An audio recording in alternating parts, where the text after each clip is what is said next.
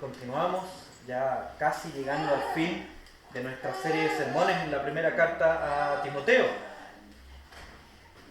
Estamos en el capítulo 5, el día de hoy, desde el versículo 9 al 16. Capítulo 5, versículos 9 al 16. Dice así la palabra de Dios. Sea puesta en la lista solo la viuda no menor de 60 años, que haya sido esposa de un solo marido, que tenga testimonio de buenas obras, si ha criado hijos, si ha practicado la hospitalidad, si ha lavado los pies de los santos, si ha socorrido a los afligidos, si ha practicado toda buena obra. Pero viudas más jóvenes no admitas, porque cuando impulsadas por sus deseos se rebelan contra Cristo, quieren casarse, incurriendo así en condenación por haber quebrantado su primera fe.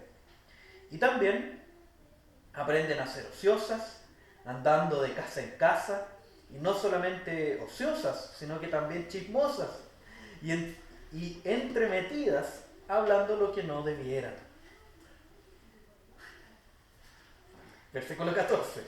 Quiero pues que las viudas jóvenes se casen, críen hijos, gobiernen su casa, que no den al adversario ninguna ocasión de maledicencia, porque ya algunas se han apartado en pos de Satanás. Si algún creyente o alguna creyente tiene viudas, que las mantenga y no sea agravada la iglesia, a fin de que haya lo suficiente para las que en verdad son viudas. Texto sumamente interesante. Ya la semana pasada Gerson nos instruía un poco acerca de las ancianas, de cómo debían moverse, de cómo debían instruir a las más jóvenes, de cómo deberían ser honradas. Ya Gerson nos hablaba un poco de eso. Pero el día de hoy nosotros vamos a descubrir un nuevo ministerio en la iglesia que quizás desconocemos. ¿Ya? ¿Cuál es este ministerio? El ministerio de las ancianas. Y este texto, el día de hoy, nosotros no solo vamos a descubrir el ministerio de las ancianas, sino que también vamos a tomar un poquito de agua. Muchas gracias. Sino que quizás tú puedas estar preguntándote, bueno, pero ¿qué tiene que ver eso con nuestra iglesia? Si nuestra iglesia está llena de jóvenes, somos solamente jóvenes, que están en la parte más viva de su vida, valga la redundancia. Entonces, ¿qué tiene que ver un poco con nosotros? Tiene que ver en cómo nosotros estamos guiando nuestros pasos. En cómo nosotros, que algún día, más temprano que tarde, vamos a envejecer. Y cómo queremos ser en ese tiempo de la vejez. Cómo queremos ser vistos también por aquellos que nos rodean. Cómo nosotros queremos aportar a nuestra iglesia cuando nuestros pasos sean más lentos. ¿Queremos ser vistos como el viejo gagá que hay que aguantar porque es hermano y punto? ¿O queremos ser vistos como aquella persona que trae instrucción y bendición a nuestra vida? ¿Cuáles quieres tú que sean tus pasos en el futuro? ¿Quieres ser ese viejo, esa vieja cascarrabias que nadie quiere tener cerca, que ni siquiera sus familiares lo aguantan y que solo tiene gente a su alrededor porque, en teoría, amamos al Señor? ¿Cuáles quieres que sean tus últimos pasos?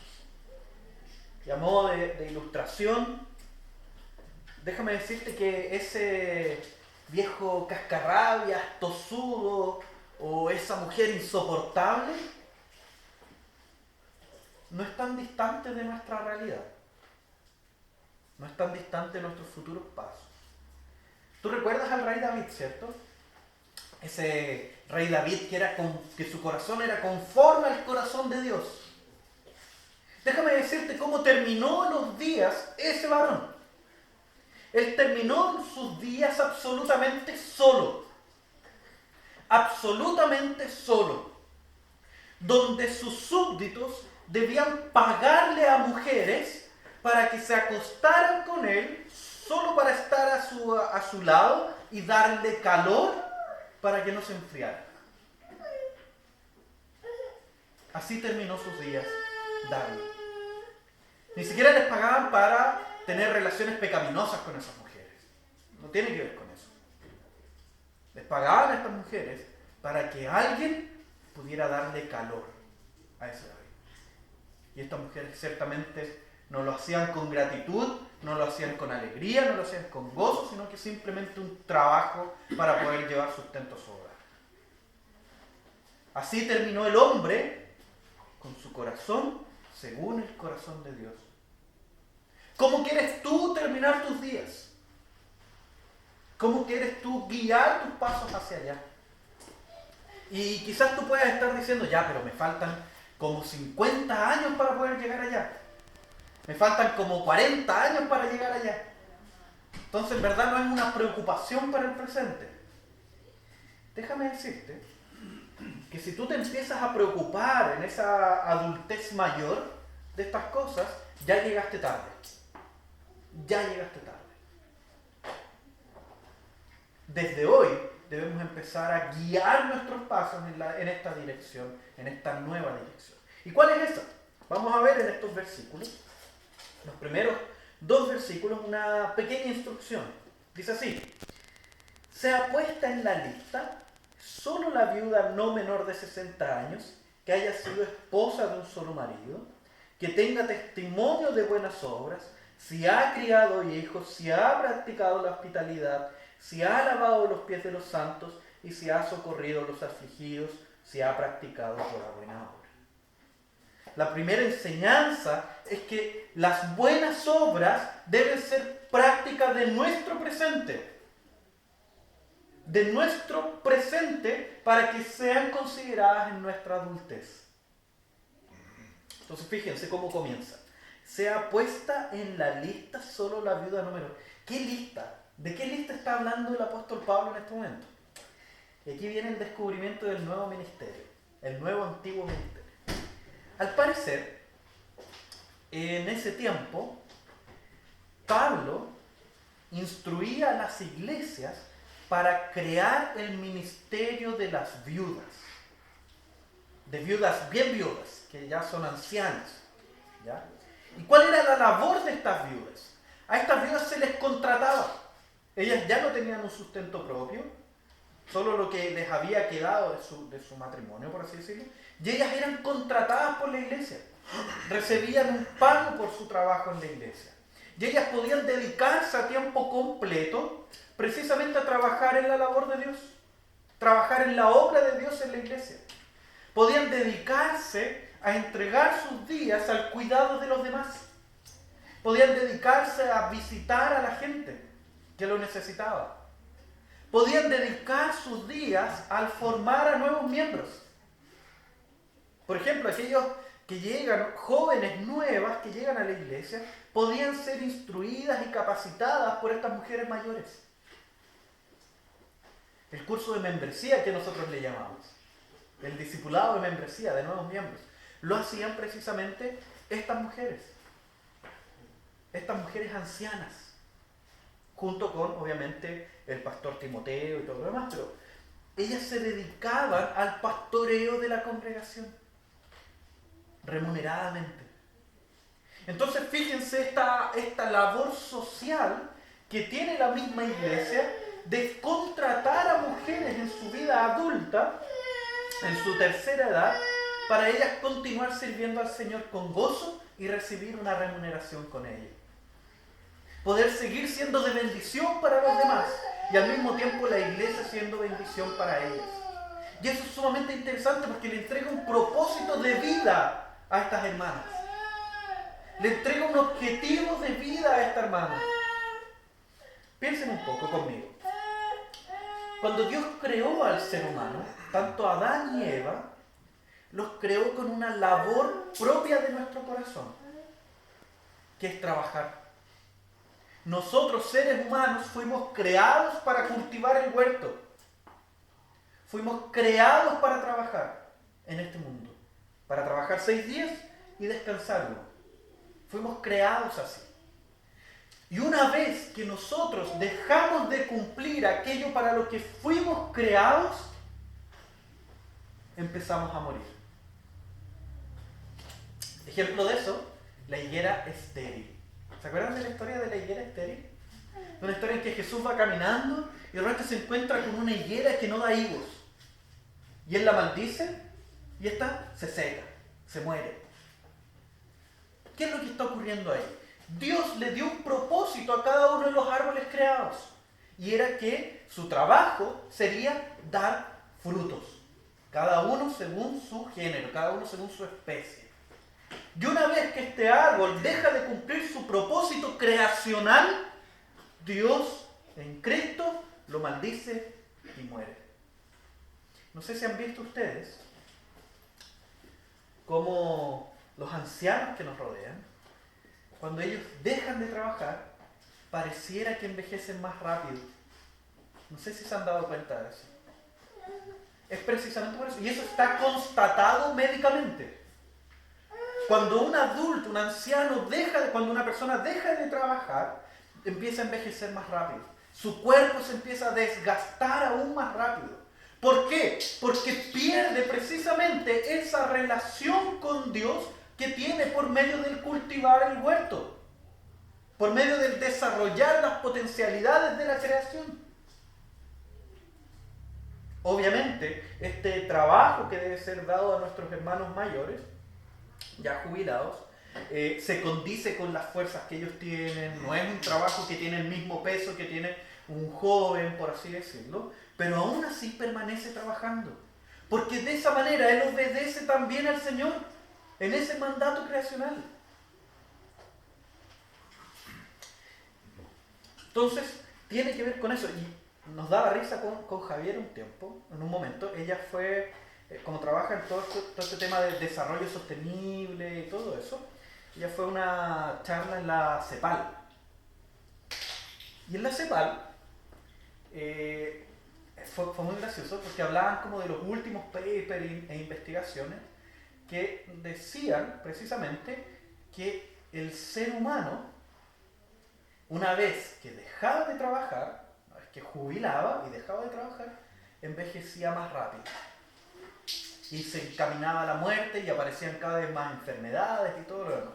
Y por lo tanto la recomendación era bajar la intensidad del trabajo, pero continuar trabajando. Y ese era el gran nuevo descubrimiento de la ciencia de nuestros días. Y está en la Escritura desde siempre. Está en la palabra de Dios esa instrucción desde muchos años atrás. Pero la ceguera del ser humano es incapaz de decir, en la Escritura Dios lo mandó así. Dios lo estableció así.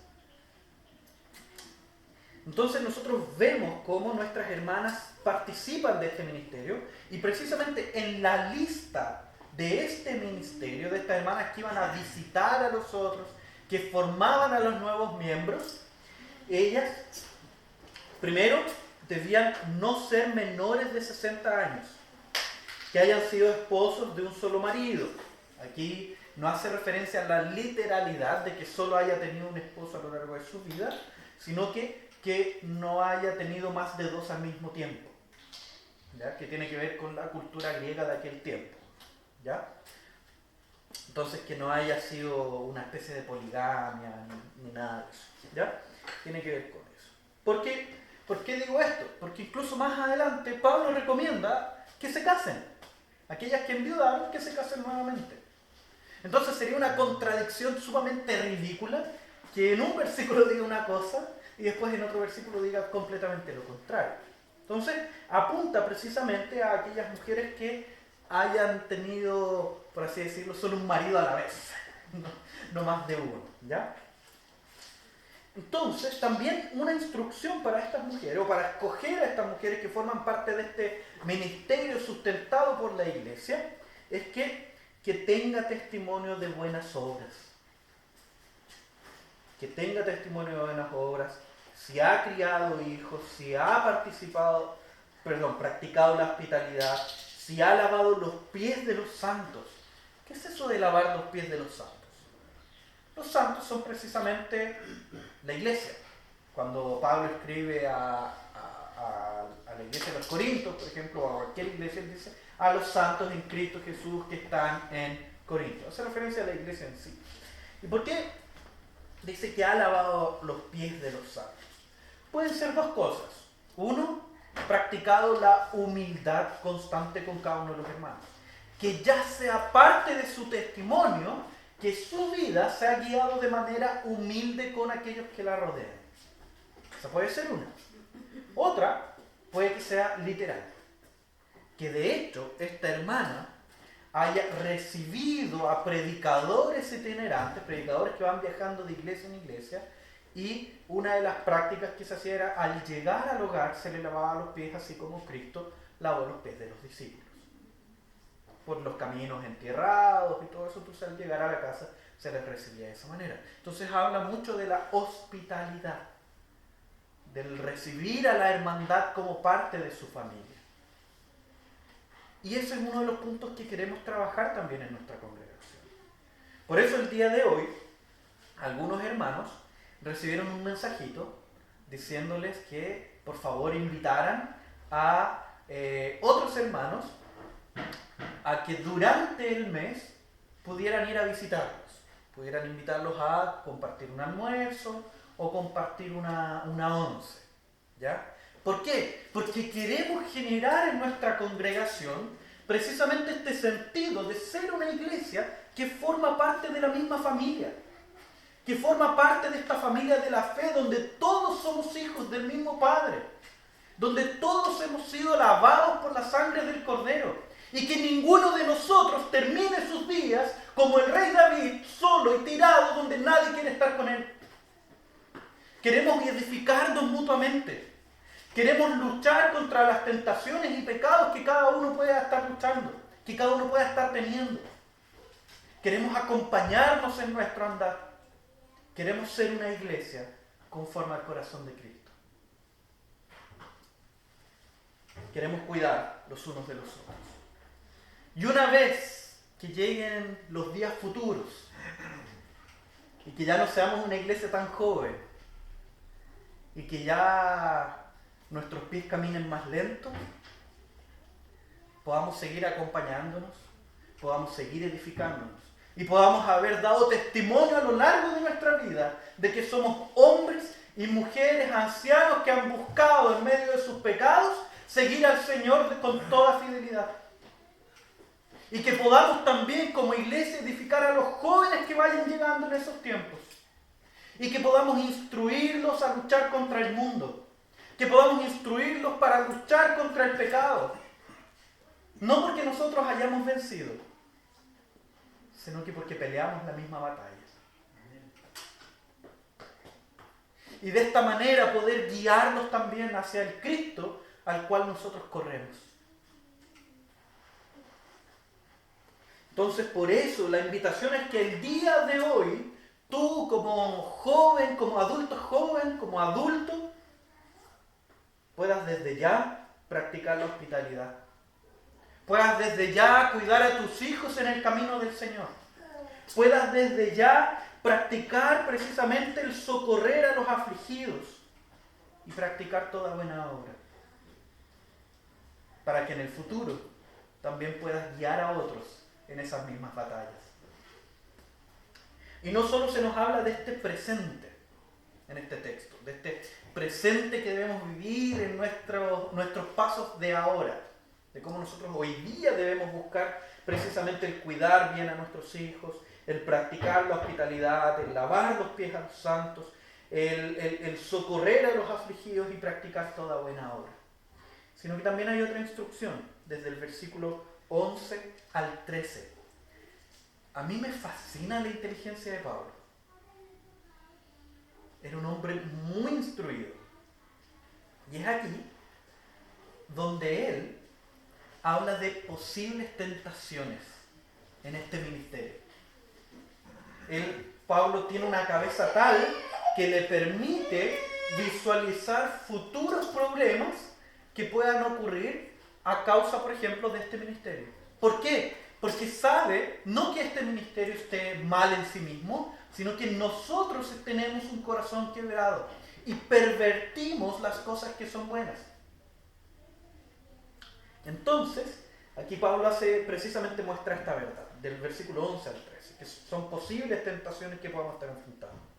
Dice, pero viudas más jóvenes no admitas en este ministerio. ¿Ya? ¿Por qué? Porque es así. Porque cuando, impulsadas por sus deseos, se rebelan contra Cristo, quieren casarse. Y ahí uno quiere decir, pero espera. Ya esto es una contradicción, porque más adelante va a decir que él instruye a que las mujeres jóvenes, viudas, se casen. Y aquí dice que es pervertir la obra de Cristo, el que se casen de nuevo. Entonces, parece que Pablo no era tan inteligente por lo que veo, porque se contradice inmediatamente. ¿Qué está pasando acá? Bueno, lo que está pasando es que él está hablando de mujeres jóvenes que enviudan por distintas razones, pero que aún hay anhelos en su corazón por tener una vida en pareja. Y ese anhelo en su corazón es mayor al anhelo por el retorno de Cristo. Entonces, imaginemos la diferencia entre una mujer en sus 50 años, 40 y pocos años, que todavía le quedan unos 40 años más por vivir, 30 años más por vivir, y por otro lado una mujer que está en sus 80 años y en viuda, y que para las escrituras que dicen que son 70 años y 80 para los más robustos, ya quizás tantos años por vivir no le quedan, especialmente en esos tiempos donde los niveles de medicina no eran tan avanzados como en los nuestros. Entonces el anhelo, incluso de manera etaria, de la edad que tienen, pues afecta, cambia. El anhelo de una mujer joven es continuar viviendo, continuar disfrutando de Cristo en esta vida, continuar edificando hermanos e incluso continuar teniendo una familia. Y el anhelo de la mujer ya anciana, que está en sus últimos días propiamente tal, su anhelo es que vuelva a Cristo para poder reencontrarse con su esposo, para poder reencontrarse físicamente con Cristo. Entonces, ¿qué pasa? Que los anhelos muchas veces nos traicionan. Que este anhelo por poder seguir construyendo una familia o el tener una nueva familia en esta mujer joven, la puede traicionar y puede buscar cumplir ese anhelo traicionando la obra de Cristo. ¿A qué se refiere con traicionar la obra de Cristo? Dejar la iglesia, ir y unirse en yugo desigual con tal de tener un esposo. Con tal de tener un esposo, unirse en yugo desigual. Y del camino, y el camino posible luego de esa unión, es dejar de seguir a Cristo. Entonces él dice, mira, si hay una mujer que enviuda en su juventud, entre comillas, es mejor que se case con alguien en el Señor. ¿Por qué? Porque aún está ese anhelo en su corazón. Y ella puede estar dispuesta a traicionar esta relación que tiene con Dios, esta relación que tiene con Cristo, con tal de encontrar a un marido. Y por lo tanto, distanciarse del cuerpo de Cristo. Y esa es la preocupación de Pablo, de esta posible tentación que pueda existir. Y ahí dice, versículo 12, incurriendo así en condenación, por haber quebrantado su primera fe. Esta confianza que ella tenía en Cristo, ahora es quebrantada. ¿Por qué? Porque empieza a confiar o a poner su tesoro en la unión matrimonial o posible unión matrimonial. Y uniéndose con un impío. ¿Qué pasa con esto? Es profundamente terrible. Porque si estamos hablando en términos de eternidad, y esto lo veíamos en el curso de escatología el día miércoles en Concepción, esta idea de eternidad afecta a nuestro presente. Y nosotros sabemos y creemos y confiamos en que en algún día resucitaremos y viviremos así en carne nuestro futuro eterno. Y ese futuro eterno será consciente de la realidad, consciente de nuestras relaciones.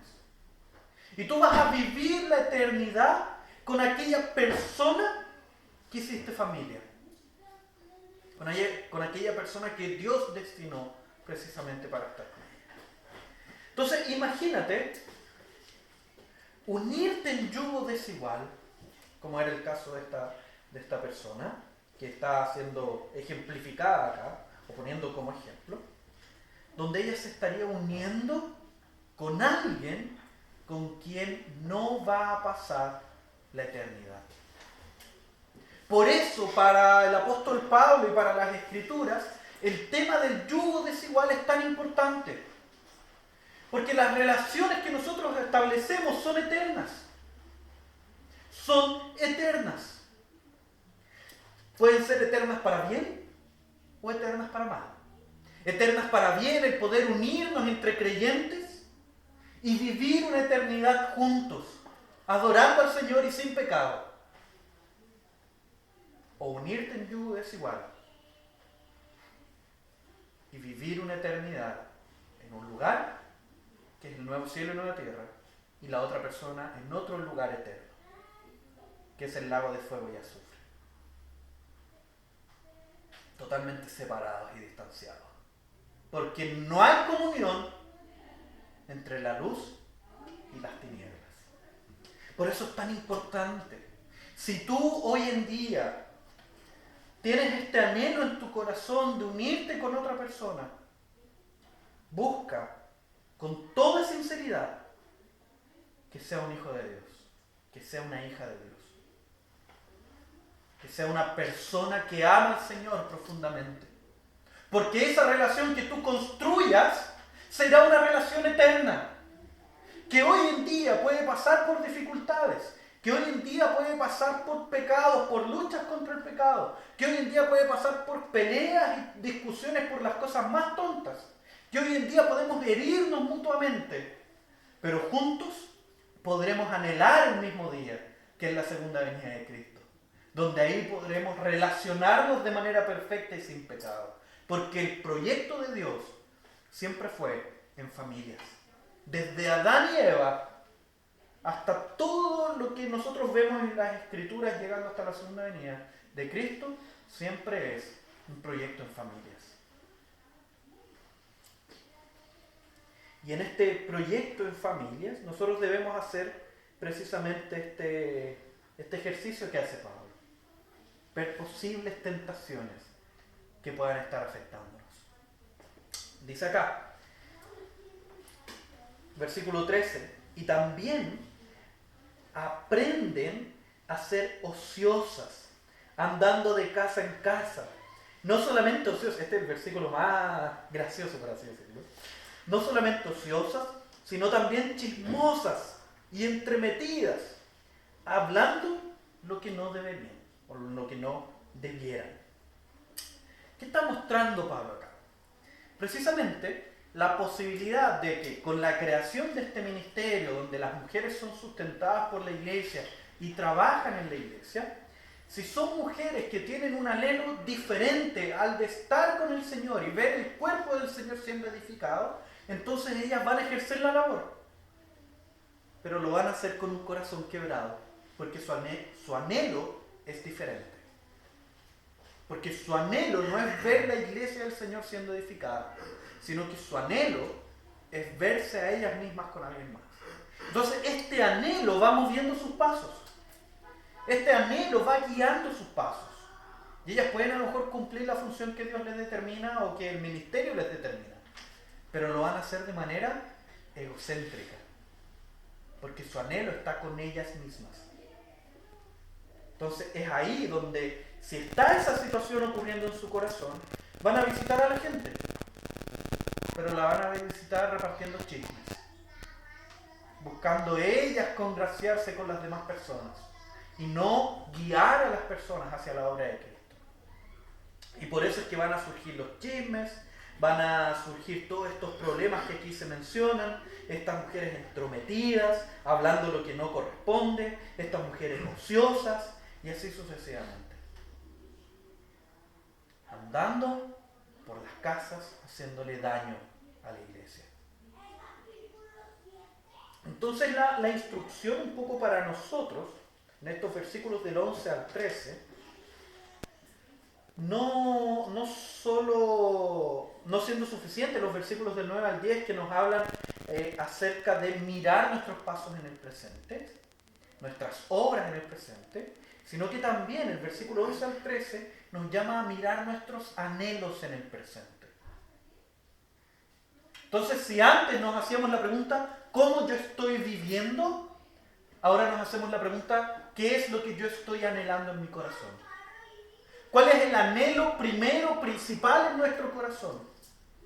El anhelo principal de nuestro corazón es por tener o estar con Cristo de una vez por todas, ¿o es algún anhelo egoísta de tener alguna situación de vida específica? ¿Cuál es el anhelo que está moldeando tu corazón? Esa es la pregunta. El versículo 14 al 16, además de hablarnos de los anhelos, además de hablarnos de nuestras obras, ahora nos empieza a mostrar otra realidad. Fíjense, dice: quiero pues que las viudas jóvenes se casen, críen hijos, gobiernen su casa, que no den al adversario ninguna ocasión de maledicencia, porque ya algunas se han apartado en pos de Satanás. Si algún creyente o alguna creyente tiene viudas, que las mantenga y no sea agravada la iglesia, a fin de que haya lo suficiente para las que en verdad son viudas. ¿Sabes cuál es el siguiente elemento que aquí aparece? La priorización del cuerpo de Cristo por sobre las necesidades especiales de cada uno de nosotros. Fíjense, quiero pues que las viudas jóvenes se casen, críen hijos, que no se involucren en este ministerio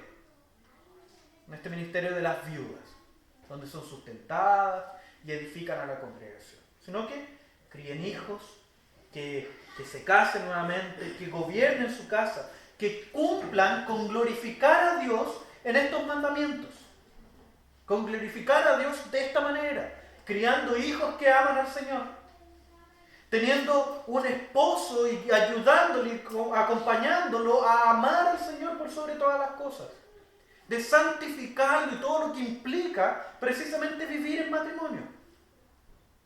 Entonces, que estas viudas jóvenes se casen, críen hijos, gobiernen su casa, y que de esta manera no den al adversario ninguna ocasión de maledicencia. Es decir, que se formen para que lleguen a ser estas viudas que participan de este ministerio. Que sigan creciendo en el Señor, en su relación familiar, para que lleguen a ser parte de este ministerio. Sigan formándose, sigan santificándose en la familia. Esto a mí me vuelve loco, porque básicamente lo que está diciendo, el lugar de santificación para el ser humano es la familia. O uno de los lugares importantes de santificación para cada uno de nosotros es la familia. ¿Por qué dice esto? Porque cuando estamos solteros, y aquí hablo con propiedad porque estuve más de 30 años soltero, Gerson se ríe porque vivimos juntos un tiempo y sabe perfectamente lo pecador que soy. Ya. Cuando uno está soltero, a uno le cuesta más ver su pecado. Yo, por ejemplo, y aquí en este momento de confesión de pecado, o de cagüín, no sé, vamos por ahí. Cuando era soltero, yo me veía como una persona pacificadora y que no tenía conflictos con nadie. No peleaba con nadie, no tenía conflictos con nadie. ¿Ya? Yo creía que yo era así. Que me costaba tener peleas con la gente, un pacificador, por así decirlo, una gran persona, exaltado así como ya. Entonces era un pacificador. Pero resulta que es fácil ser un pacificador cuando la persona con la que peleas no duerme contigo. Se va a su casa, vive su vida y tú por tu lado sigues viviendo tu vida. Yo creía que no era rencoroso, que ese no era un problema en mi vida, no era un problema en mi corazón, no era una de mis tentaciones. Pero es fácil no ser rencoroso cuando yo peleo y discuto con alguna persona y después no tengo que verla nunca más en mi vida. Así es sumamente fácil. Fíjense, existe el rencor, pero se esconde en el corazón. Y no lo logramos ver. Pero una vez casado, logro darme cuenta que tengo una discusión, tenemos una discusión, y me pillo lavando los platos y repasando la discusión una y otra vez en mi cabeza. Y acumulando odio en mi corazón en contra de la persona que más amo. Entonces es ahí donde yo recién descubrí que sí era rencoroso. Es ahí donde yo recién descubrí que no era para nada un pacificador. Donde prefería estar en silencio durante un prolongado periodo de tiempo antes que ir y confrontar el problema y pacificar la situación. Yo creía que no era tan ególatra. Y gracias a este matrimonio que Dios creó, pude descubrir que sí es un problema que debo atacar. Hay muchos pecados que se esconden en nuestro corazón. Y la invitación de este trecho es precisamente aprender a buscar en nuestro corazón cuáles son esos pecados que están tan anidados que no se ven y que somos ciegos a ellos. Y que a lo mejor llega otra persona que viene y te dice, ¿sabes qué? Tú eres bien peleador. O eres bien esto otro. O eres bien esto otro. O estás haciendo esto que me está haciendo daño. Y uno ni siquiera se había dado cuenta. Y pucha que duele. Porque el pecado duele. El pecado duele cuando nuestro corazón es blando. El pecado duele porque en nosotros habita alguien que es el Espíritu Santo, quien no acepta el pecado, porque es santo. Por eso duele el pecado. Y es acá donde dice, porque ya algunas se han apartado en pos de Satanás, porque siguieron ese camino.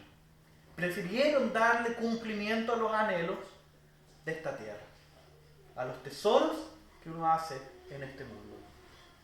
Entonces, si algún creyente o alguna creyente tiene viudas, y aquí tiene otro elemento interesante de este texto, que las mantenga y no sea grabada la iglesia. Con grabada tiene que ver con lucas, con dinero.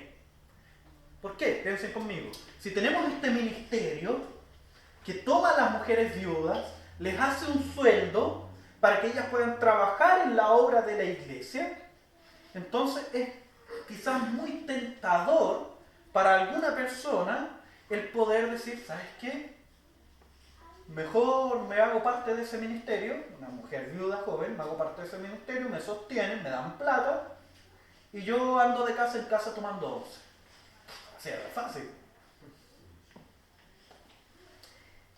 Pero aquí lo que se instruye es que si en la familia de alguno de nosotros hay una persona viuda, nosotros debemos precisamente con nuestros recursos ayudar a esas personas viudas, sostenerlas. ¿Para qué? Para que los recursos de la iglesia no sean utilizados de esa manera. Para que de verdad sustenten a las mujeres que están en este ministerio y que de verdad lo necesitan. Entonces fíjense cómo la preocupación de nosotros individual con nuestros familiares debe estar presente. Debe estar ahí, debe estar atenta. ¿Para qué?